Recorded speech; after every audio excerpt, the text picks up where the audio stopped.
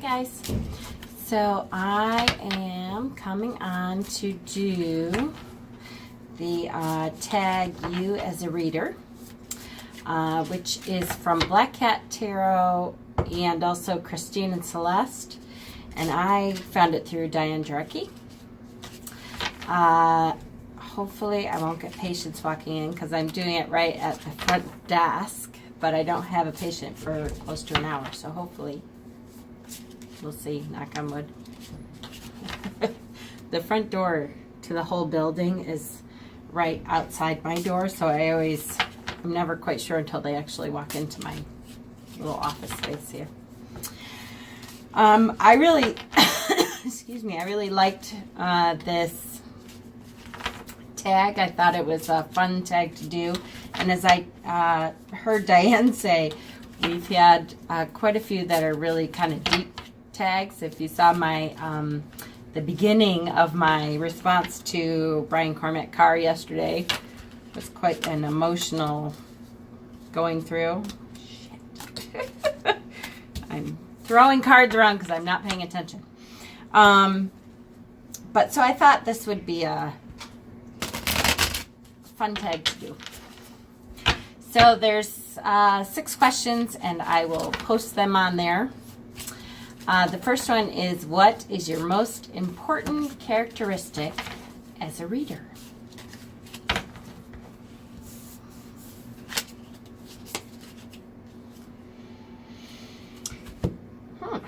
So, Knight of Cups. Knight of Cups. Okay, so we know Cups is the emotional suit. Knight is the kind of studying and getting into the emotional part. So I would say, because I am intuitive. It's funny, I'm very intuitive, because sometimes I will see the card and I will pick out one little detail of the card that I feel like this is speaking to this person. And then sometimes it's a lot easier for me to read for someone else than it is for me to pull my own cards and think what it's talking about for me. And sometimes I wonder if I'm just like, nuh-uh. That doesn't mean that for me. That's not it at all. But it could. But I think for this, it's the emotional investment. I feel like I have an emotional investment in it, that I study the cards a lot, but that when I actually am doing a reading for someone, it's more on my intuition. So I think that is my most important characteristic. Right. This is starting out to be interesting. The second question is, what strengths do you already have as a reader?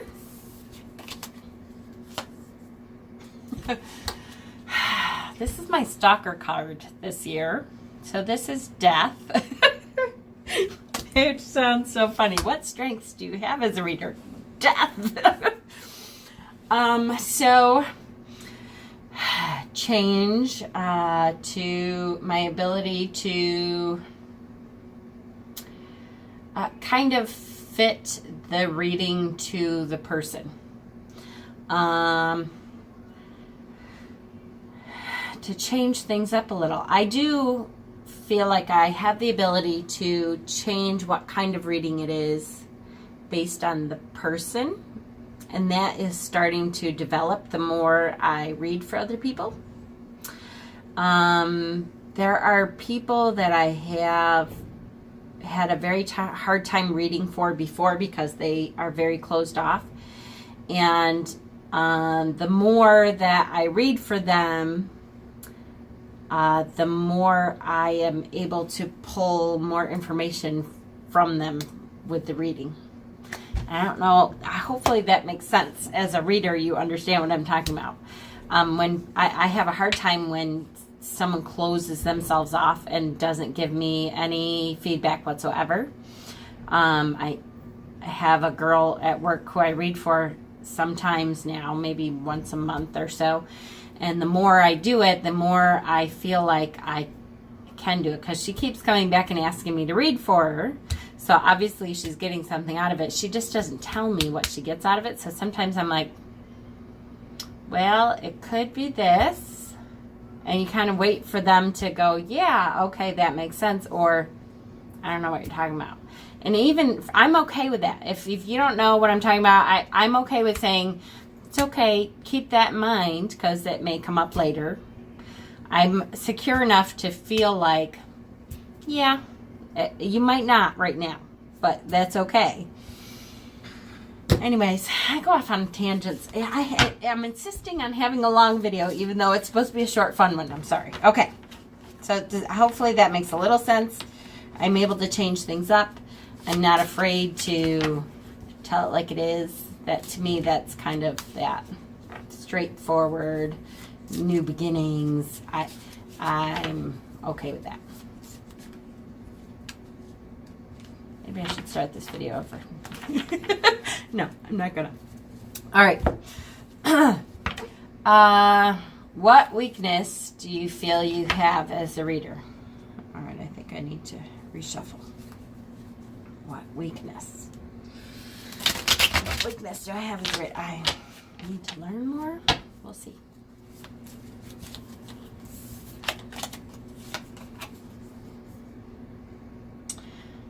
The 5 of Cups.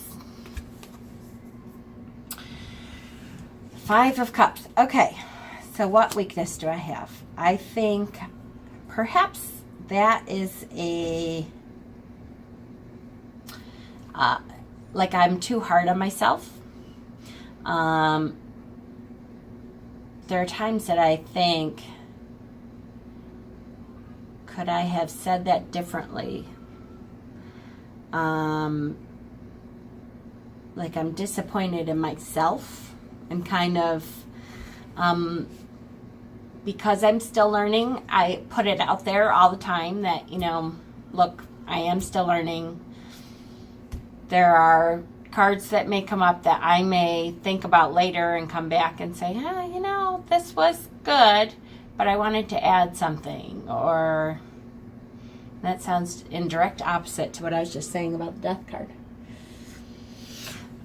That's the interpretation that I get from it, is that I tend to be disappointed in myself for not doing better.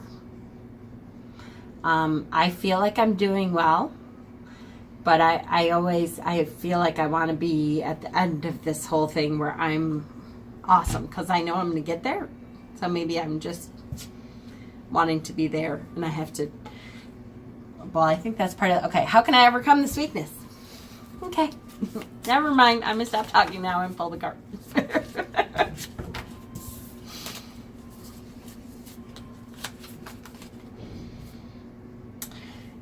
All right, Ace of Wands. This is an interesting read for me. So that fire energy, and this I kind of really, I'm okay with. This I get. To me, to me that is like what I'm doing with my series of wands. That's that fire creative energy. Okay, how can I feel like I'm doing better with the tarot? How can I feel like I'm doing better with my readings? How can I overcome my weaknesses with the tarot? And that is keep that creative fire energy spark going. Do stuff like the series that I'm doing on learning the tarot. I joke around with Jeff Burr about teaching my cat because that creative fire energy needs to come out somewhere, and sometimes there isn't. Like my poor husband, I do teach him a whole lot of stuff that I know he has no interest in learning whatsoever. So I try to give him a break, and I just sit in front of the cat sometimes and teach the cat. This is what this means, and if you pull this, you can say this, or you can say this. And I know my poor cat, and I feel bad because it's really my son's cat, but he's my familiar for sure. So I'm like, you can't take him with you. Anyways, neither here nor there. Okay, number 5. Why did Yes. Why did tarot come into my life when it did?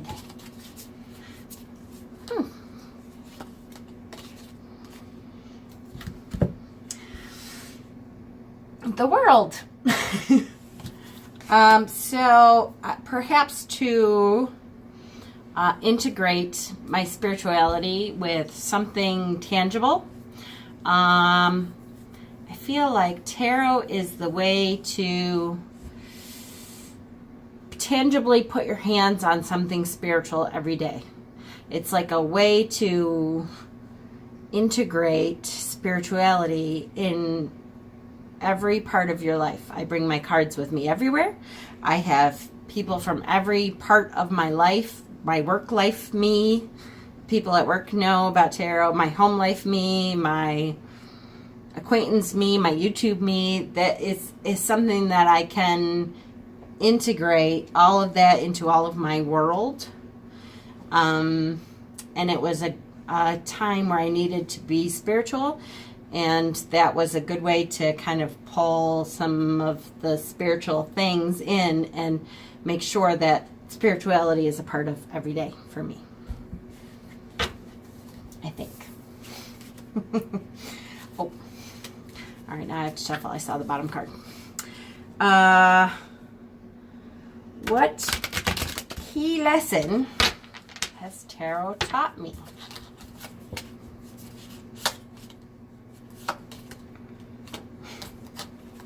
Well, that makes sense. That's pretty, to the Hermit, that's pretty self-explanatory. Wow, I have 3 majors in this spread. Maybe it's not such a fun minor spread after all, if there's 3 majors in it. So obviously, tarot, what key lesson has tarot taught me? It has taught me to be introspective, to reevaluate how I feel about my life on a daily basis. To really, it's really an introspective tool that I use a lot to kind of check in with myself, to see where I'm at, to look at that shadow side that maybe I'm not, I'm kind of ignoring for a while. So this was good. At 12 and a half minutes, not too bad. I have a couple other things I'm still working on. Brian Cormack Carr's heavy tag, which I know wasn't supposed to be heavy, but it's brought up some things for me. And so we'll see. I may be back on today later. Blessings.